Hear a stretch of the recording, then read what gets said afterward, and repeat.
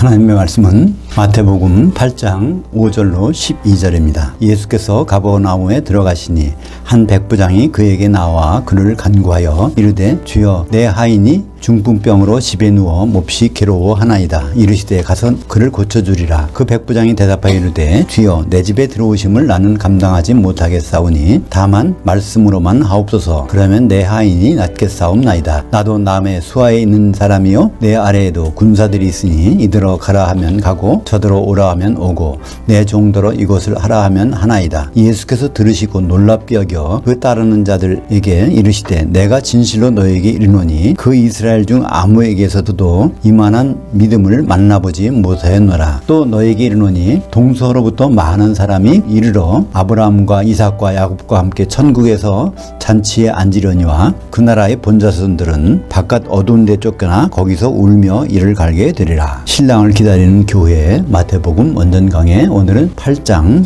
첫 번째 시간으로 천국 잔치에 앉은 3인방 그들의 정체는 무엇인가 라는 제목으로 말씀을 나누겠습니다. 마태복음 5장, 6장, 7장은 산상수훈이라고 하죠.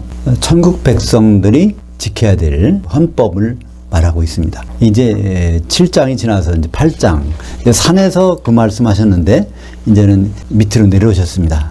그래서 이제 오늘 5절에 보니까 예수께서 가버나움에 들어가시니, 그래서 가버나움은 갈릴리의 수도입니다. 이스라엘은 크게 북쪽에 갈릴리 지방, 남쪽에 유대 지방 이렇게 나눠지는데요.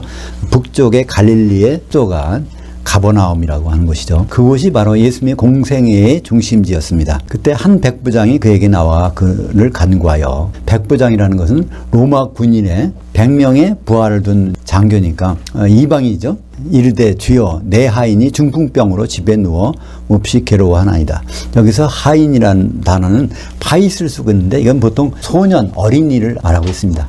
그게 종인지 하인인지 자기 아들인지 그것은 분명하잖아요. 내 집에 애가 중풍병이 들었다고 말씀하고 있는 것이죠. 예수님이 그 말씀을 듣고 그를 고쳐주겠다 말씀하십니다. 그때 이제 백부장이 8절 보니까 그 백부장이 대답하여 이르되 주여 내 집에 들어오심을 나는 감당하지 못하겠사오니 다만 말씀으로만 하옵소서. 그러면 내 하인이 낫겠사옵나이다. 여기서 우리는 이걸 평범하게 보지만 여기 제자가 그랬다면 이건 맞는 말입니다. 제자는 예수님 보고 주여라고 할 수 있으니까 여기는요 그렇지 않습니다. 로마의 장교입니다. 로마의 장교는 누구만 주라고 해야 될까요? 큐리에 하고 부르는 것은 황제만 주라고 부를 수 있어요. 절대로 다른 사람은 주를 부르면 안 됩니다. 근데 여기에 완전히 그 예수님을 주여라고 부르는 것을 보면 이게 완전히 생각이 다른 것이죠. 정말 하나님의 아들이라고 인정하지 않는다면 여기 주여라는 말을 쓸 수 있겠습니까? 그러면서 더구나 내 집에 들어올 수 없다. 그러니까 이방인 집에 들어오실 수 없다. 그런 뜻이죠. 그냥 말씀만 해달라는 것입니다. 그러니까 영적인 세계를 다스리는 하나님의 아들로 본 것이죠. 나도 수하에 있는 사람이요 내 아래도 군사들이 있으니 이들어 가라 하면 가고 저들어 오라 하면 오고 내 종들더러 이것을 하라 하면 하나이다. 그러니까 영적인 세계에 밝은 사람이에요. 그죠? 내 아이가 중풍병에 걸렸는데 이것은 바로 귀신이 들어와서 이렇게 했다는 걸 아는 것입니다. 영적인 어떤 영적으로 뭐가 잘못돼 갖고 그러니까 영적인 세계에서 이 말씀만 하면은 낫겠다는, 그러니까 눈에 보이는 것이 아니라 영적인 세계를 알고 있는 것이죠. 10절에 보면 예수님이 들으시고 놀랍게 여겨 그 따르는 자들에게 이르시되, 여기서 따르는 자들은 누굴까요? 마태복음 5장, 6장, 7장을 들었던 사람입니다. 12사도입니다. 그죠? 사도들을 보고서 말하는 것입니다. 이르시되 내가 진실로 너에게 이르노니 그 이스라엘 중 아무에게도 이만한 믿음을 만나보지 못했노라. 그러니까 여기서 이스라엘이라는 것은 육적인 이스라엘, 육적인 유대인들에게는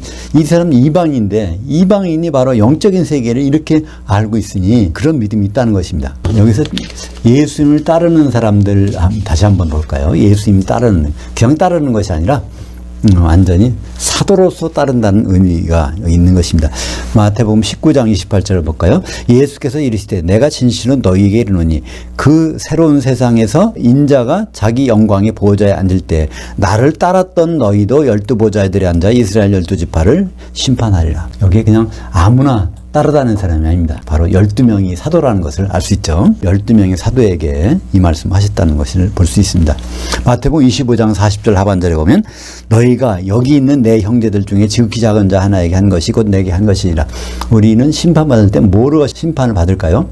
사도들의 말을 받느냐, 영접했느냐, 안 했느냐, 사도들의 말을 얼만큼 친근하게 마주했느냐. 제가 자주 그런 말씀 드리잖아요. 성경을 자주 읽어야 된다, 접해야 된다. 그런 말씀은요, 제가 개인적으로 하는 말씀이 아니라 바로 성경에서 예수님 하신 말씀이니까. 앞으로 예수님이 그리스도 심판대에서 거기서 그 앞에 있는 기독교인들에게 한 말씀이에요.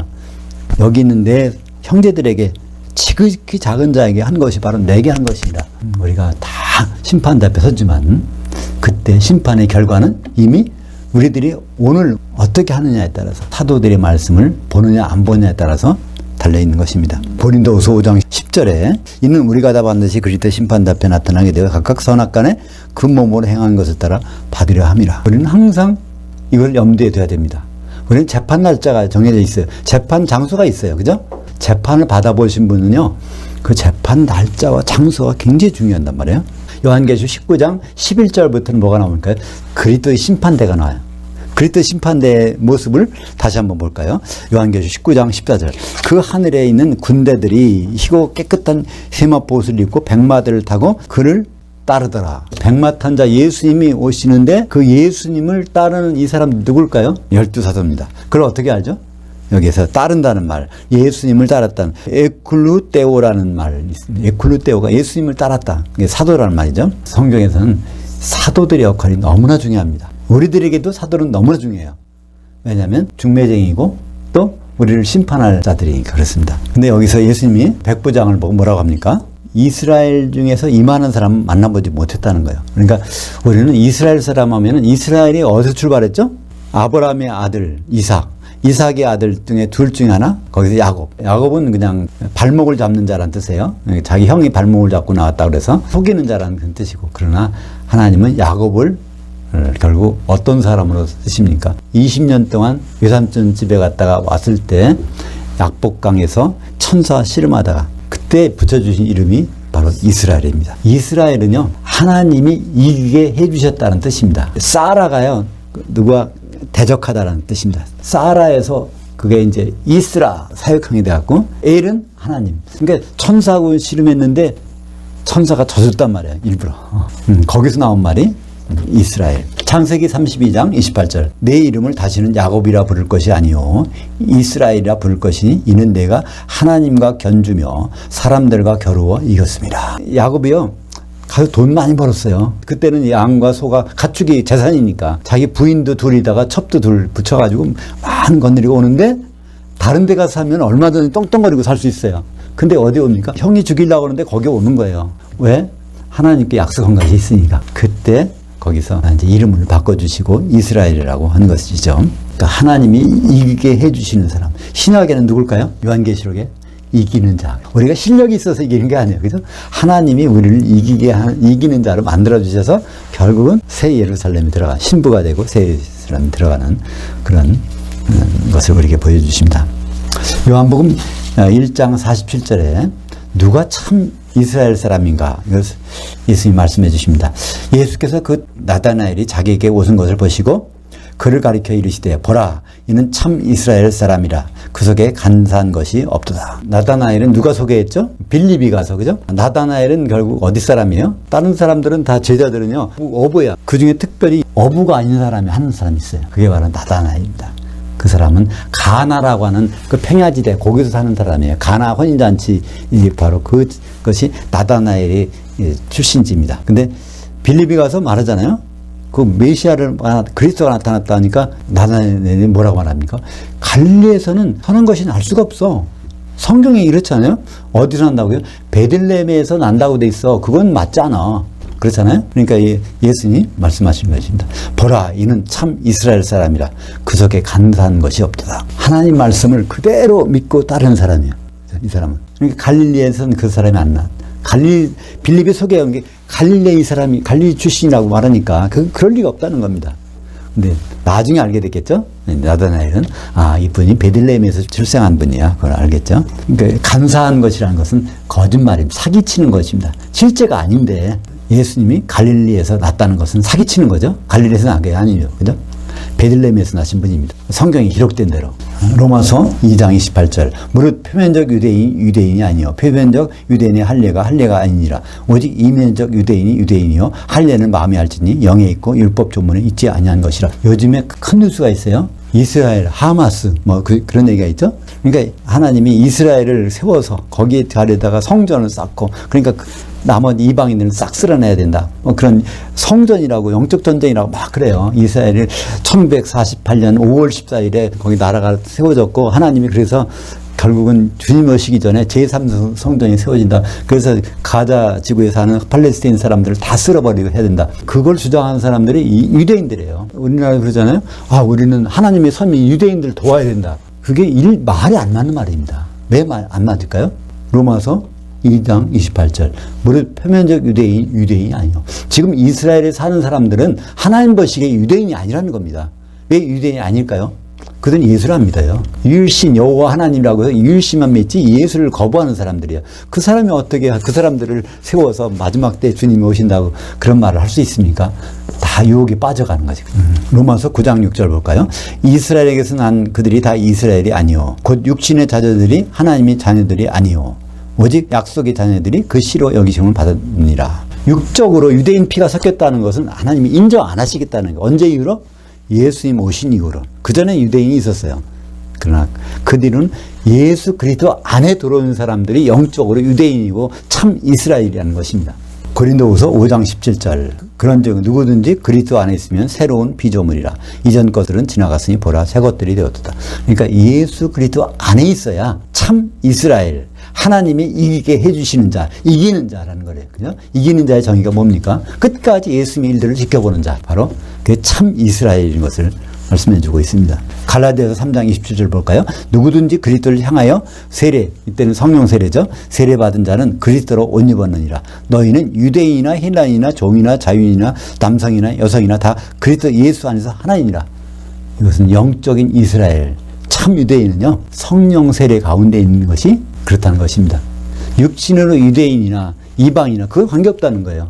그리스도 안에 있으면, 성령 세례 가운데 있으면 그것을 참 이스라엘, 참 유대인으로 보시겠다는 것입니다. 갈라디아서 6장 15절, 16절도 마찬가지입니다.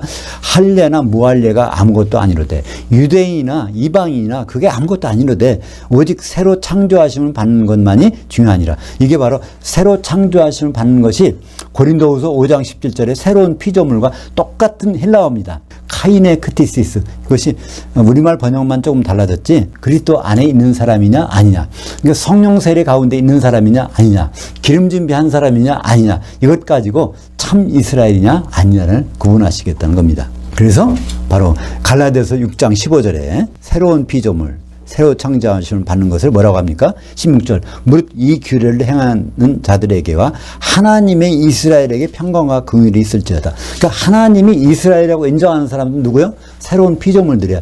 누구 안에서? 그리스도 안에서. 그러니까 성령 세례 받은 사람들을 하나님은 내 이스라엘이라 이렇게 하시겠다는 것입니다. 그러니까 중동에서 지금 전쟁이 일어나고 그건 다 사람들이 만들어낸 일이고 거기에 우리는 미혹될 일이 없는 것입니다. 곡과 마곡의 전쟁이 거기 이루어진다, 이런 말 그럼 많이 들어보지 않았습니까? 요새 뉴스에 나오는데. 그래서 야고보서에도 보면 1장 1절에 하나님 곧 주 예수 그리스도의 종 야고보는 흩어져 있는 12지파에게 원하노라. 12지파는 이스라엘 12지파인데 이 사람 누굴까요? 야고보가 말합니다. 2절에 내 형제들아. 주 안에서 형제된 사람들이 이스라엘 12지파라는 것입니다. 유대인 피가 섞인 것이 그게 12지파가 아니고, 요한계시록 2장 9절 하반절에 자칭 유대인이라 하는 자들이 비방도 알거니와 실상은 유대인들이 아니요 사탄의 회당이라. 자칭 유대인, 자기들이 유대인 피를 가지고 유대인이라고 하는 것은 뭐라고 말해요? 사탄의 회당이라는 거예요. 그러니까 저 이스라엘에서 벌어지는 그런 사람들이 하는 건 사탄의 미혹에 빠져서 그런 일을 하고 있다는 겁니다. 참 대단하죠? 특별히 우리나라에서 특히 그래요. 우리나라는 유대인과 형제다. 그러니까 그 나라를 도와줘야 된다. 그런 말을 하는 사람들이 많이 있습니다. 그런데 영적으로 보면 전혀 다른 얘기죠. 요한계시록 7장 4절 보면 내가 인침을 받은 자의 수를 들으니 이스라엘 자손이 각 지파 중에서 인침을 받은 자들이 14만 4천이니 요셉 지파 중에 1만 2천이요. 육적인 이스라엘은요, 요셉 지파가 없습니다. 왜냐하면 요셉이 두 아들이 있는데 므낫세와 에브라임을 낳았는데 그것은 야곱에가 입적시켜서 완전히 요셉은 그 후로 아들을 안 낳았어요. 그러니까 요셉이 죽은 다음부터는 요셉 지파가 한 명도 없습니다. 근데 요한계시록에서는 요셉 지파 중에서 인맞은 자만 12,000명이 있다는 것입니다.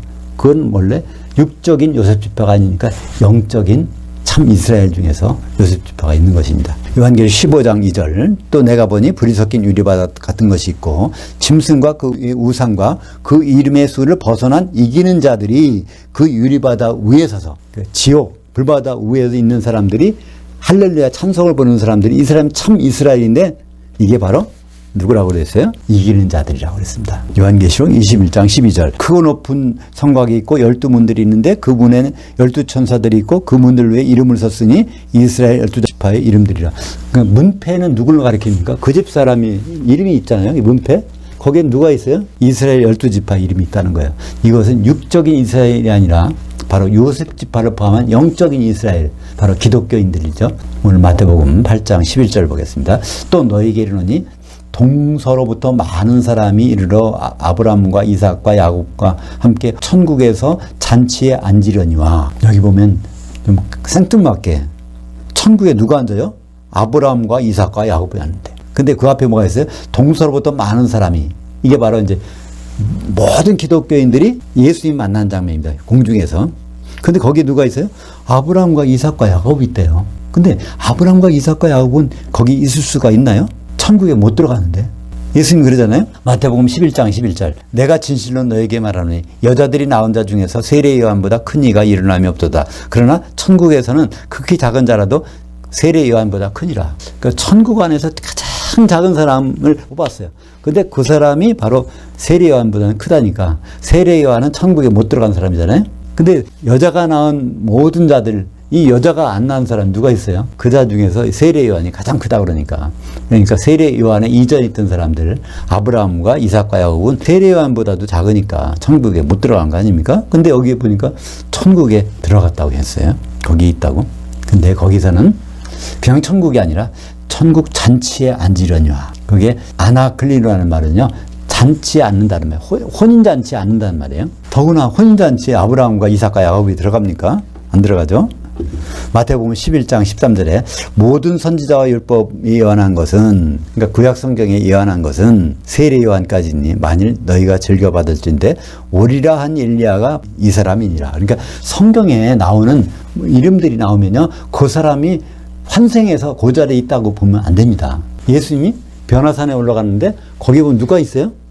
엘리야도 있고 모세도 있어. 그럼 엘리야가 모세가 갑자기 살아나서 거기에 나타난 겁니까? 그렇지 않죠? 그러니까 성경에서는요, 예수님이 모세와 엘리야라고 하지 않았어요. 기록자가 모세와 엘리야라고, 마태가 모세와 엘리야가 나타난 것 같아 한 거예요. 모세의 모습을 한 천사, 엘리야의 모습을 한 천사가 거기에 나타나 있을 것입니다. 그죠? 마찬가지로 세례 요한 보고 이 사람이 엘리야다. 그럼 엘리야가 둔갑해서 세례 요한이 됐을까요? 그 말씀하는 것이 아니죠. 엘리야와 같은 심정으로 예언하는 자가 바로 여기 나타났다는 것입니다. 그러니까 아브라함과 이삭, 야곱은 아브라함과 이삭과 야곱과 같은 그런 믿음을 가진 사람들이 그 자리에 간다는 것입니다. 아브라함과 이삭과 야곱은 뭐라고 표현했냐면 로마서 9장 6절에 보면 약속의 자녀들이라는 거예요. 그 믿음을 가진 약속의 자녀들이 천국의 혼인 만찬에 들어간다는 것입니다. 언제? 재림 때 공중에서. 그러니까 혼인은 오찬이 있고 만찬이 있다고 그랬죠. 혼인은 오찬은 어디 나옵니까? 마태복음 22장 4절 그 왕이 이르되 청한 사람들에게 이르기를 내가 오찬을 준비하되. 그러니까 오찬 때는 누가 참석하죠? 마태복음 22장 10절에 그의 종들의 길에 나가 악한 자들이나 선한 자들이나 만나는 대로 모두 데려오니 혼인잔치에 앉은 자들이 가득 아니라. 근데 그의 종들은 누굴까요? 천사들이. 천사들이 수술 때 모든 악한 기독교인이나 선한 기독교인, 기름을 준비한 기독교인이나 소멸된 기독교인이나 모든 기독교인을 다 오찬에 참석시켜 놓고 거기에서 예복을 입었는지 안 입었는지를 보게 되는 것입니다. 그래서 마태복음 22장 11절에 그 왕이 앉은 자들, 여기 또 혼인 만찬에 앉은 자들이죠. 앉은 자들을 보러 올세. 예복. 그리스도에 오시니까 그리스도 옷은 어떻게 입죠? 갈라디아 3장 27절에 성령 세례 받은 자들이 다 그리스도 옷을 입고 있는 거죠. 마태복음 25장 10절 그들이 살아간 사이에 신랑이 오므로 준비하던 자들은 함께 혼인잔치들에 들어가고, 그 혼인잔치들 복수입니다. 그죠? 왜냐하면 5천과 만찬이 있으니까 5천만 갔다가는 그 사람은 어떻게 되죠? 불속견 유리받아 지옥에 떨어져서 1000년 동안 지내는 사람입니다. 그러니까 우리 기독교인들이 5천은 다 가요. 근데 만찬에 들어간 사람들은 극히 일부라는 것을 예수님 말씀하고 계십니다. 그래서 오늘 아브라함과 이삭과 야곱이 천국에서 잔치하는데 이거 똑같은 말을 좀 더 풀어서 기록해 놓은 사람이 있어요. 누가 기록했을까요? 누가가 기록했습니다. 누가복음 13장 28절 볼까요? 너희가 아브라함과 이삭과 야곱과 거기 이제 모든 선자들은 하나님 나라에 있고 오직 너희는 밖에 쫓겨난 것을 볼 때 거기서 슬피 울며 이를 갈리라. 그러니까 거기서 5천까지 갔다가 이제 만찬에 못 들어가면 지옥에서 슬피 울게 된다는 것입니다. 그러니까 아브라함과 이삭과 야곱은 실명이 아니라 상징하는 것. 여기 이 말이 왜 나왔을까요? 이 고넬료라는 사람에서 나왔습니다. 그러니까 고넬료에서 출발해서 아브라함과 이삭이 나오고, 그리고 우리 믿음의 사람들이 어떤 믿음, 그러니까 이만한 믿음을 가진 사람들이 육적인 이스라엘이 없었다는 겁니다. 그죠? 누가 그런 만한 믿음을 갖게 될까? 이방인 중에서라도 그리스도 안에서 그리스도를 주라 시인하는 사람들. 그죠? 이 고넬료가 이방인인데 주님을 정말로 큐리에 주라고 시인하면서 이 사람들이 천국 잔치에 앉는다는 것을 우리에게 오늘 마태복음 8장에서 말씀해주고 있는 것입니다. 히브리서 11장 9절. 그러면 아브라함과 이삭과 야곱은 실제 천국 잔치에 못 있다면 과연 그들은 어떤 믿음을 가지고 신앙생활을 했을까요? 그게 여기 나오죠. 히브리서 11장 9절 10절까지 보겠습니다. 믿음으로 그가 아브라함이 이방 땅에 있는 것 같이 약속의 땅에 거류하여 동일한 약속을 유업으로 받는 이삭 및 야곱과 더불어 세 사람이 나오죠. 아브라함, 이삭, 야곱. 장막에 거하였으니 이는 그가 하나님이 계획하시고 그 지으실 그 기초석들이 있는 그 성을 바랐습니다. 기초석에 있는 그 성이라는 것은 요한계시록 21장 14절에 보면 사도들이 기초석 위에 세워진 새 예루살렘 성. 그러니까 새 예루살렘, 천년왕국 다음에 있는 새 예루살렘을 바라보고 신앙생활 하다가 죽은 사람들이 누구예요? 아브라함과 이삭과 야곱. 그러니까 아브라함과 이삭과 야곱은요, 혼인잔치에 가는 것이 아니라 원래부터 백보자 심판 때 나와서 심판받고 새 예루살렘에 들어갈 것을 그들은 바라고 살다가 죽었던 것입니다. 그리고 앞으로도 그렇게 될 것이고, 그들이 갑자기 나와서 천국 혼인잔치에 나타나는 일이 없죠. 그게 없다는 것을 예수님은 바로 오리라고 한 엘리야가 이 세례 요한이라, 그것처럼 엘리야가 세례 요한으로 바꿔진 것이 아니라 엘리야 같은 그런 심정으로 세례 요한이 말을 한다는 그런 말이죠. 오늘 8장 12절 보겠습니다. 그 나라 본자손들인 바깥 어두운 데서 쫓겨나 울며 이를 갈게 되리라. 결국 이방인인 백부장과 본자손들인 육적 이스라엘을 이렇게 말씀하고 있는 거죠. 그냥 아무리 이스라엘이라고 하지만은 그리스도 안에 들어가지 않으면은 결국은 바깥에 쫓겨나가서, 그러니까 예복을 입지 않으면 바깥에 쫓겨나가서 이를 갈고 있다는 것입니다. 지옥불에서 1000년 동안 지내게 되는 것을 말씀하고 있는 것입니다. 기도하겠습니다. 하나님 아버지, 오늘 이방인 백부장을 통해서 그 믿음을 우리에게 말씀해 주심으로 감사합니다. 쪽인 유대인이라 할지라도 그리스도를 주라 시인하고 기름 준비를 하지 아니하면 그날에 밖에 던져져서 이를 갈게 되는 그런 일이 분명히 있다고 말씀하셨습니다. 우리가 다 같이 예수 그리스도를 주로 믿고 있지만 성령이 소멸되지 않음으로써 혼인만찬에 들어갈 수 있도록 인도하여 주시옵소서. 예수님 이름으로 기도합니다. 아멘.